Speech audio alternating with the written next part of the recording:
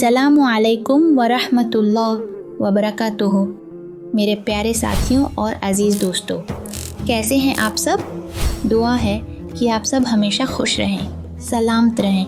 मैं हूं अब्दुल्ला, आपका हमसफ़र नूर हदीस में, जहां हर हदीस एक रोशनी है जो तारीकियों को चरती हुई हमें हक़ की तरफ जाता है। मुझे बहुत खुशी है कि आप सब हमारे घर आए। मेरी अम्मी कहती हैं कि मेहमानों को खुश रखना बहुत अच्छी बात होती है, और अब्बू भी कहते हैं कि जो मेहमानों का ख्याल रखता है अल्लाह उससे खुश होता है। मेरी अम्मी बहुत मज़ेदार खाना बनाती हैं, और जब भी मेहमान आते हैं तो वो कहती हैं, बेटा सबको अच्छे से खाना खिलाओ जैसे नबी पाक सल्लल्लाहु अलैहि वसल्लम ने फरमाया है। मुझे एक हदीस याद है जो मेरे अबू ने सुनाई थी कि एक दिन एक आदमी ने नबी करीम सल्लल्लाहु अलैहि वसल्लम से पूछा कि कौन सा इस्लाम बेहतर है।